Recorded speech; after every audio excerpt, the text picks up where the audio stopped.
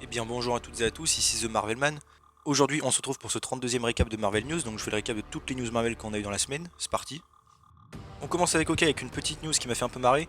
C'est Vincent D'Onofrio, donc le Caïd, qui a dû encore reparler du canon de Daredevil, en disant qu'encore une fois la série était canon et qu'il ne répondrait plus aux gens qui lui demandent parce que ça commence à le saouler et que les gens sont dans le déni et qu'on peut rien y faire. Et en vrai je suis assez d'accord avec lui. D'ailleurs l'acteur a partagé une petite anecdote sympa. Il a dit en effet qu'à l'époque pourquoi il s'est intéressé à Marvel surtout pour un rôle de méchant, c'est qu'en fait il avait été inspiré par Iron Man et Robert Downey Jr., il avait bien aimé, et qu'en fait c'est Hugh Jackman qui allait chercher, ils allaient chercher ensemble leurs enfants à l'école, qui l'a convaincu donc d'essayer de postuler pour un rôle chez Marvel. Donc voilà, je trouve ça assez marrant. Et aussi il a redit encore une fois que quand Daredevil avait été annulé, évidemment personne n'était bien, qu'évidemment personne n'avait compris pourquoi, et quand ils ont compris que c'était parce qu'il y avait Disney Plus qui arrivait tout ça, bah ils ont accepté, même s'ils pouvaient pas faire grand chose, mais qu'ils étaient contents de voir les fans se mobilisent pour le retour de la série. Jeremy Renner aussi que la chose qui lui a le plus plu en rejoignant le MCU, c'est de se faire surtout des amis avec les acteurs, surtout avec les 6 Avengers originaux qui étaient comme une famille un peu. Donc c'est cool. Aussi, même si on s'en doutait un petit peu, les scénaristes d'Hawkeye ont redit qu'ils savaient un peu ce qui se passait en No Way Home, et c'est pour ça qu'ils ont mis quelques easter eggs comme la Statue de la Liberté, tout ça, tout ça. Aussi, apparemment, une saison 2 pour la série serait en développement. Alors, c'est que des rumeurs, mais bon, ça m'étonne pas vraiment. Et d'ailleurs, par rapport à Daredevil, pendant qu'on est en lien avec Hawkeye, petite fun fact, depuis Spider-Man No Way Home et Hawkeye, le personnage, les recherches de personnages ont augmenté de 215% sur Netflix. Donc bon, ça fait plaisir de voir beaucoup de gens qui s'intéressent à ces séries, surtout que maintenant ils ont compris que ça faisait partie du MCU même si c'était officiel. Aussi Elodie Young, donc l'actrice qui interprète Electra, a dit sur Instagram qu'elle recevait beaucoup de messages de fans qui lui demandent si elle va revenir et tout et que ça lui faisait évidemment plaisir. Et aussi qu'évidemment elle, si on lui demande, elle va accepter. Donc bon, peut-être un retour d'Electra, je sais que j'avais vu des trucs, il y avait peut-être des liens sur elle dans She-Hulk ou comment elle serait mentionnée. J'espère vraiment son retour, hein, j'adore Electra. Et on n'est même pas sûr qu'elle soit morte au final. Pour la série sur Echo, donc spin-off à Hawkeye, il y a une rumeur que Jessica Jones pourra apparaître dans la série. Alors comme je rappelle, hein, cette série est déjà une espèce de saison 4 déguisée de Daredevil, on y retrouvera un peu tout le monde, donc ce serait pas étonnant. Mais apparemment c'est surtout dû au fait que Kristen Ritter n'avait pas pu tourner dans She-Hulk, et que donc il voudrait maintenant la mettre dans Echo. Alors si c'est vrai, tant mieux. Pour Iron Fist aussi, petite news, pas extrêmement fiable, c'est qu'apparemment Marvel chercherait l'acteur Lou Dillon pour jouer donc ce nouvel Iron Fist, un peu comme dans les comics asiatiques, et donc pour un peu remplacer Danny Rand. Alors encore une fois, la rumeur n'est pas très fiable, donc peut-être que c'est vrai, peut-être pas. Et honnêtement, je préfère 1000 fois qu'ils ramènent Danny Rand plutôt que de nous mettre un nouvel Iron Fist, surtout que son histoire n'était pas terminée. Enfin, on verra.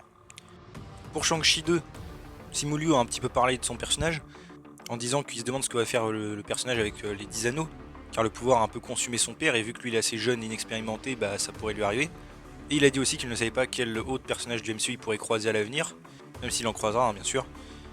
D'ailleurs, le superviseur VFX a confirmé que dans la scène post-crédit, Hulk était dans son laboratoire qu'on reverra dans She-Hulk.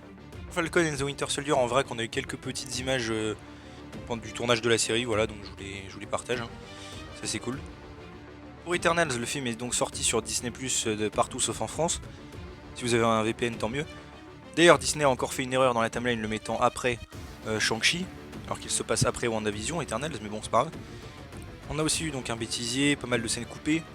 Gemma Chan a aussi dit qu'elle rejouerait Cersei à l'avenir évidemment dans le MCU, que Marvel allait tous les reprendre, hein, évidemment.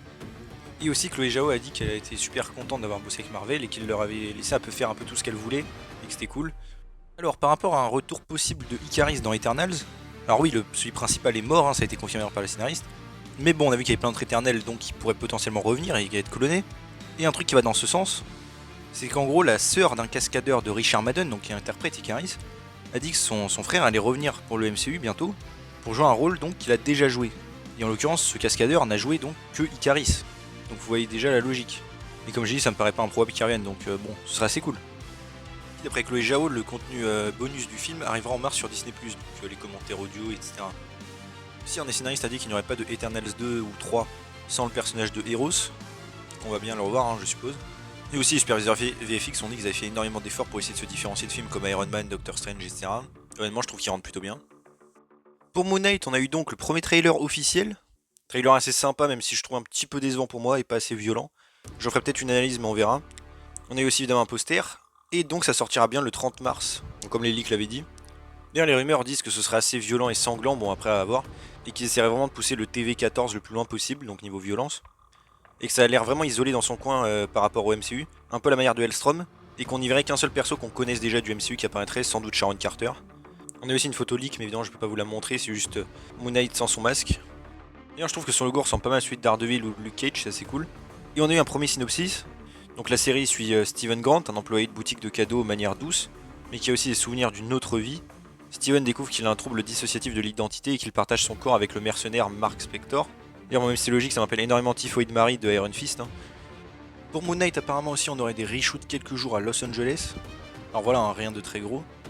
Aussi à propos des Midnight Suns dans cette équipe avec des persos un peu plus mystiques que vous voyez là. Plein de rumeurs le disaient avant, mais apparemment une série serait peut-être en préparation sur Disney+. Est-ce que ça arrivera? Bon, le temps nous le dira. Hein. Pour She-Hulk, à l'heure actuelle, il y aurait apparemment des reshoots. Bon, rien d'anormal, hein, avec évidemment tout le cast principal. C'est pas vraiment étonnant. Pour Ironheart, encore une nouvelle news. Par rapport au méchant, il serait décrit comme un homme dans la vingtaine, charmant et magnétique, et beau et athlétique aussi. Il travaille toujours en essayant de profiter, et il est accompagné d'une équipe qui travaille pour lui. Alors bon, je pense si ça rejoint un peu les rumeurs qu'il y avait le fils d'Obadiah Stane, ça donc pourrait bien être Ezekiel Stane, et ce sera assez cool de l'avoir. Pour Black Panther Wakanda Forever, il reste à peu près un mois de tournage a priori. On sait aussi que l'acteur Winston Duke, qui joue donc M'Baku, a reçu une assez grosse augmentation pour le film, donc ça voudrait dire qu'il aurait un rôle beaucoup plus important.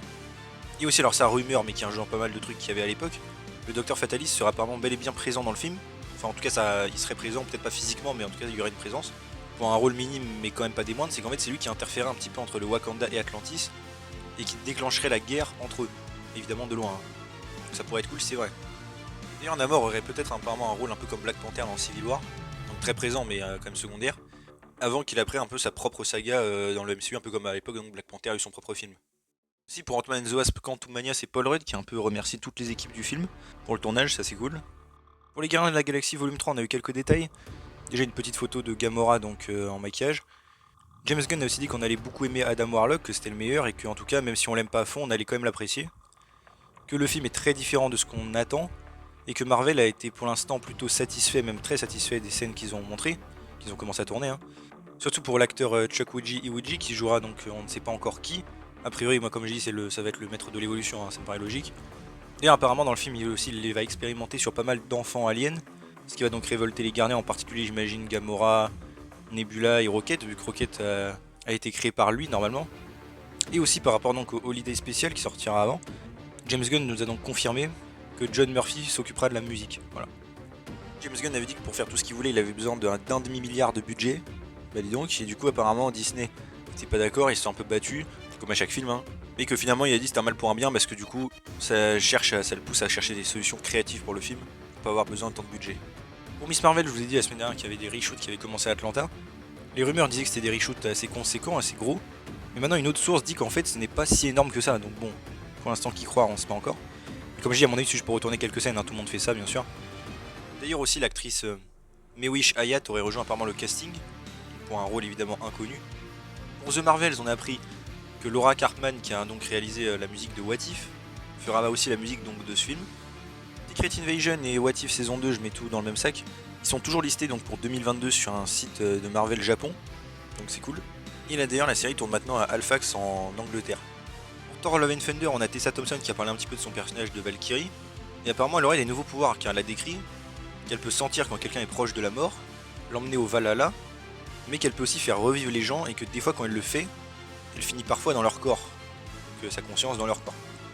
Alors c'est un petit peu bizarre, il me semble, je sais plus si elle a ses pouvoirs dans les comics, il me semble pas, vous pouvez me corriger bien sûr. Donc c'est assez intéressant et surtout de voir d'où ça va sortir ces pouvoirs. Et je suis sûr a priori qu'elle va s'en servir pour guérir le cancer de Jane Foster, hein. Ou en tout cas la sauver. Tessa Thompson sur Instagram a dit qu'elle parlait en fait des comics finalement et pas du film Thor 4. Mais je trouve ça un petit peu étrange. La manière dont elle a fait, on aurait dit que c'était pour se rattraper justement d'avoir spoilé quelque chose. Donc bon, on verra évidemment au moment du film. Il paraît d'ailleurs que Captain Marvel aura un caméo dans ce film, et qu'apparemment elle serait aussi en couple avec Valkyrie. Bon c'est un peu bizarre, mais ça renforce aussi l'idée que du coup Valkyrie apparaisse dans The Marvels.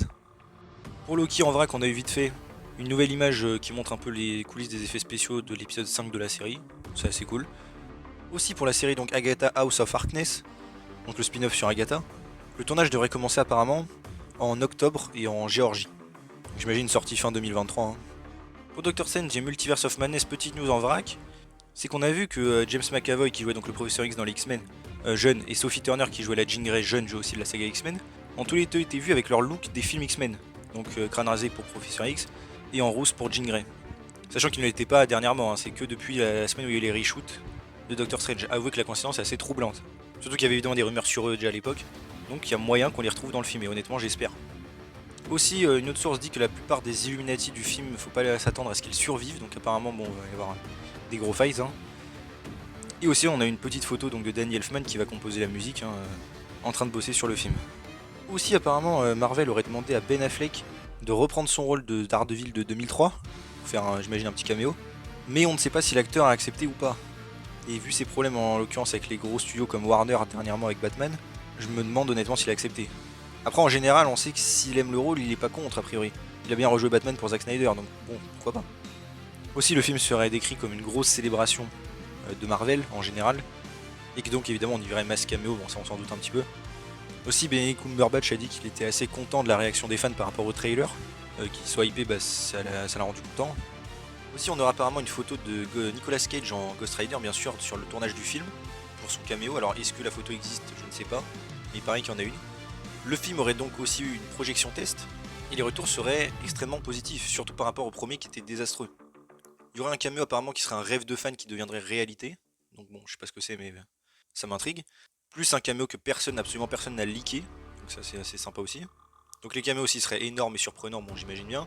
Wanda serait toujours bel et bien la méchante du film et n'aurait pas été aseptisée parce qu'il y avait des rumeurs que les reshoots servaient à l'aseptiser et à rendre le film beaucoup plus, enfin on va dire moins sombre quoi.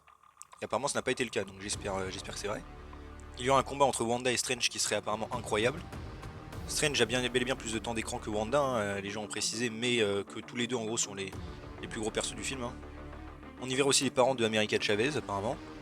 Le film ferait aussi apparemment 2 heures sans compter les crédits et éventuellement scène post-crédit. Et se terminerait apparemment sur un gros cliffhanger. Alors bon, si vous avez des idées. Hein. Évidemment, il y aurait apparemment pas mal encore de travail à faire sur les VFX, hein, c'est un peu normal. Et il y aurait pas mal apparemment de morts dans le film. Alors morts en général, hein, pas forcément les persos principaux. Apparemment Tom Cruise en Iron Man ne serait pas présent. Et certains autres où il y a eu des rumeurs aussi. Bon après évidemment on verra ça quand on sera dans le film. Hein. Il y a aussi une nouvelle rumeur dit que John Krasinski, qui avait des rumeurs qui jouait le Mister Fantastic du MCU à l'époque, hein, aurait apparemment bel et bien tourné des scènes en Mister Fantastic dans le film. Alors est-ce que c'est pour teaser son arrivée? Parce qu'on sait qu'on va aussi retrouver les 4 Fantastiques de l'époque avec l'ancien Mister Fantastic. Donc est-ce qu'il y en aurait 2 dans le film? On verra ça. Le cliffhanger du film par exemple mettrait en place le 3ème film, donc ce serait cool. 2 acteurs aussi apparemment assez gros auraient filmé des scènes pour le film, qui seraient apparemment utilisées soit pour la fin du film, soit pour des scènes mid post-crédit. Et aussi pas mal de leaks du film apparemment ont fuité, ils m'ont l'air assez crédibles à part certains points, donc bon faites attention quand même au spoil. Mais en tout cas ça annonce du lourd. Spider-Man No Way Home apparemment, Sony envisagerait une ressortie en salle, un petit peu comme ils avaient fait déjà à l'époque avec Far From Home, mais cette fois-ci donc il y a une vraie version longue. Donc j'imagine avec toutes les scènes aussi que Daredevil par exemple ont été coupées, franchement ça pourrait être cool. Mais surtout avec les effets spéciaux enfin terminés. Car en effet, là, pas mal de fans ont découvert quelque chose, les effets spéciaux et certaines scènes ont évolué au cours de certaines séances de cinéma. Par exemple une scène avec le bouffon vert qui est assez différente, la scène où les Spider-Man arrivent, où les VFX sont absolument pas les mêmes. Et honnêtement, personnellement, je trouve ça assez scandaleux qu'on nous ait sorti un film pas terminé, car c'est vrai que le film était plutôt moche, surtout pour les effets spéciaux. Et ce serait assez cool quand même que même s'ils veulent ressortir le film, ça je m'en fous, mais le film aurait dû sortir avec les effets spéciaux terminés. Donc vraiment ça j'apprécie pas. Je veux dire, on ne sort pas un film en kit et qu'au fur et à mesure il s'améliore, c'est pas comme ça que ça marche. Sinon le film sera en achat digital le 28 février, plus il y aura aussi un coffret avec tous les films, les 8 films live action, et aussi avec évidemment des figurines pop, etc. plein de trucs. Les scénaristes ont aussi dit qu'à la base, plusieurs gros personnages du MCU devaient apparaître dans le film. Ils ne peuvent pas d'ailleurs dire qui c'est, mais que les personnages étaient limite un peu trop gros et que c'est pour ça qu'ils les ont pas mis. Alors franchement, je sais pas trop de qui pourrait parler. Éventuellement America Chavez, même si bon du coup elle a pas été encore introduite, mais on sait qu'elle aurait dû apparaître avec des concept art. Peut-être la sorcière rouge, même si bon je vois pas trop l'intérêt. Enfin, moi je dirais peut-être bien Sam Wilson en Captain America. Aussi, apparemment, autre truc, c'est que Sony voudrait plus de bouffons verts avec Willem Dafoe. Donc l'utiliser dans de futurs films, on verra, enfin bref. Alors en soi je suis pas contre, hein, j'adore ce méchant, j'adore cet acteur, franchement parfait pour moi. Mais j'ai envie de dire pourquoi faire? Un film solo sur lui serait peut-être pas assez intéressant, sa dynamique avec Spider-Man l'est beaucoup plus. Et je rappelle aussi, le Norman Osborn original on va dire il est mort, et on va dire le nouveau qui est devenu un variant, a été guéri. Donc vu qu'il parle précisément du bouffon vert et pas juste de Norman Osborn, je trouve ça un petit peu bizarre, ils vont pas le faire replonger ou quoi que ce soit. Donc après peut-être un variant éventuellement de lui, qui serait vraiment en mode full bouffon vert, mais bon ce sera peut-être un peu redondant. Franchement j'ai pas trop d'idées là. D'ailleurs un cascadeur d'Andrew Garfield a un petit peu parlé, disant qu'il avait été utilisé pour faire 2 scènes pendant des reshoots. Donc une où il parle avec Toby et Doctor Strange, là où ils se rencontrent, apparemment ça a été filmé en reshoot. Et aussi il parle d'une scène de combat mais qui a été coupée du film. Et vraiment avec toutes ces scènes coupées du film ça commence vraiment à me saouler, j'espère vraiment qu'ils vont sortir une version pourquoi pas longue, On a aussi pas mal de petits concept art donc pour la Statue de la Liberté qu'on voit dans le film. D'ailleurs personnellement je préfère pas mal les concept art à ceux du film d'ailleurs, mais bon. Ils ont aussi dit que la boîte qui sert à envoyer des méchants chez eux, ils avaient beaucoup travaillé dessus, surtout au niveau du design qui a pas mal évolué. On sait qu'à une époque c'était un livre, et qu'ils avaient fait toute une histoire, une espèce de backstory pour la boîte qui a été supprimée du film. On a dû couper parce que c'était trop long. Bon, j'espère voir ça évidemment dans les bonus. Et Tom Holland a encore une fois remercié les fans évidemment pour le succès du film et qu'il aimerait faire ça encore et encore et encore. Il parle de suite au film bien sûr. Donc bon, je pense qu'il va y avoir pas mal de projets avec lui. Willem Dafoe a aussi dit qu'il arrivait sur le tournage à chaque fois déguisé dans des voitures et tout, et qu'il pensait qu'au bout d'un moment on allait le découvrir, mais au final non. Le secret a été gardé. Un des scénaristes de Amazing Spider-Man 1 était aussi très content qu'Andrew Garfield revienne en disant qu'il était très bien et qu'il est content que les fans l'apprécient enfin à sa juste valeur. Et aussi on a eu un nouveau apparemment leak mais assez crédible de pas mal de plans originaux ou de scènes qui ont été coupées. Donc je vous l'affiche, hein, vous pouvez mettre sur pause et lire. On peut y voir d'ailleurs qu'il y avait les deux tantes May, des nouveaux personnages, America Chavez, etc. Enfin voilà. Spider-Man Freshman Years, apparemment la série est vraie en 2023, bon ça me paraît tout à fait logique. Aussi à propos d'un Spider-Man 4 avec Tobey Maguire, fait très intéressant, c'est Sam Raimi qui a donné une interview en disant qu'il avait un script prêt, là tout de suite à l'emploi. Donc j'imagine avec le temps, depuis l'époque plus avec ce qui se passait en No Way Home, il a conçu un nouveau script, et que donc apparemment il serait prêt à l'emploi. Donc j'ai envie de dire, Sony, qu'est-ce que vous attendez? Ce mec est tellement passionné que vraiment ce serait un crime de pas le faire. Encore une fois, l'actrice Kirsten Dunst, qui jouait la Mary Jane dans les films, qui a encore dit qu'elle aimerait énormément revenir et que si on lui posait la question de revenir, elle accepterait sans hésiter. Et d'ailleurs, a priori, c'est ce qu'elle a fait pour No Way Home, avec Emma Stone aussi d'ailleurs. Juste, elles ont pas pu être incorporées dans le scénario au final, a priori à cause du Covid. Mais en tout cas, ça montre qu'elle veut vraiment revenir et donc il y a moyen évidemment qu'elle revienne pour un Spider-Man 4, je suppose. Et elle a aussi dit qu'elle irait voir No Way Home parce qu'elle aime bien les films Spider-Man mais qu'elle n'a pas eu le temps d'y aller. Je trouvais ça marrant. Aussi pour Across the Spider-Verse, donc le film animé, Phil Lord et Chris Miller, donc les réalisateurs, la question leur a été posée si Tom Holland et même Zendaya apparaîtraient dans le film, donc pour reprendre le rôle du MCU mais qui apparaissent dans ce film. Ils ont méga évité la question, esquivé en disant qu'ils ne savaient pas et ils ont essayé de passer à autre chose assez vite. Alors un éventuel petit caméo 2 en version animée ou même en film, j'ai envie de dire pourquoi pas. Hein. Même si du coup Zendaya je vois pas vraiment l'intérêt vu qu'elle ne sait plus qui est Spider-Man, mais bon. Au sujet du spin-off donc sur Electro, alors oui, autre projet un peu bizarre de Sony là pour le coup. Surtout que encore une fois, hein, le Electro original est mort, le deuxième a été guéri, donc pareil, pas vraiment d'intérêt. Honnêtement, je suis même pas sûr que le film se fasse en vrai. Mais apparemment, d'après une nouvelle rumeur, dit que Andrew Garfield pourrait éventuellement apparaître dans ce film. Donc dans ce spin-off. Alors pourquoi pas, mais encore une fois, un film sur Electro, bof. Pour Venom Let There Be Carnage, news assez surprenante, c'est que le film va ressortir au cinéma. Parce que c'est vrai que le film a été plutôt un succès, même si bon, pour moi, il était pas très bon. Donc bon, c'est assez marrant. Pour les 4 Fantastiques, rien de nouveau, mais on sait donc que la prochaine réalisation de John Watts sera donc ce film. D'ailleurs, j'ai un peu peur, hein, j'aime vraiment pas ce réalisateur. Mais ça signifie donc que, encore une fois, ça va bientôt s'accélérer pour ce film. Et honnêtement, j'imagine bien peut-être un début de tournage en fin d'année. Ils ont apparemment commencé le casting, donc chercher des acteurs pour les 4 Fantastiques. Par rapport aux X-Men aussi, petite news, c'est l'acteur Shawn Ashmore qui joue en fait Iceman, Bobby Drake, dans les anciens films X-Men de la Fox, qui a dit qu'il reviendrait à 100% s'il avait l'occasion de revenir. À l'époque de Days of Future Past, il avait fait un petit peu le deuil en acceptant que c'était la fin pour l'ancienne saga, mais qu'en vrai il accepterait pareil 100% s'il pouvait revenir. Alors évidemment ça ne tease rien, hein, mais j'ai envie de dire pourquoi pas. Pourquoi pas même qu'il ait tourné un cameo dans Doctor Strange 2 éventuellement. À voir.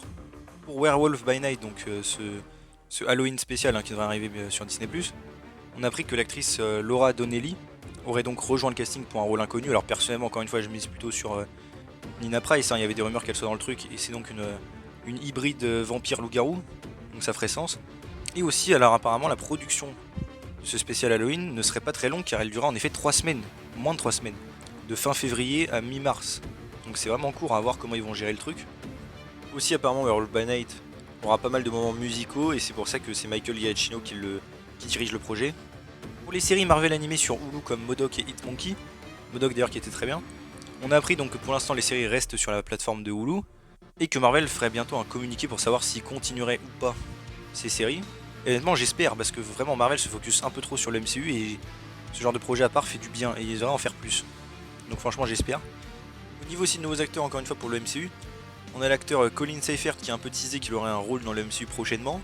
Donc non, un rôle inconnu. Hein. Aussi apparemment Marvel aurait eu des discussions avec l'acteur Jaden Smith. Donc encore une fois pareil, rôle inconnu. Hein. Et aussi petite anecdote, c'est l'acteur John Cena, donc le catcheur, qui a dit qu'il avait été refusé de pas mal de rôles chez Marvel, carrément rejeté. Un par exemple pour Deadpool 2 il aurait dû jouer Cable, mais aussi d'autres dont il n'a pas trop précisé, et aussi Shazam chez DC Comics. Bon ça tease rien mais voilà je vous dis l'anecdote. Et voilà, c'est déjà tout pour ce 32e récap de Marvel News, j'espère que ça vous a plu. Si c'est le cas, n'hésitez pas à vous abonner, liker, commenter, partager, activer la cloche. Et on se retrouve bientôt pour une nouvelle vidéo. Salut tout le monde.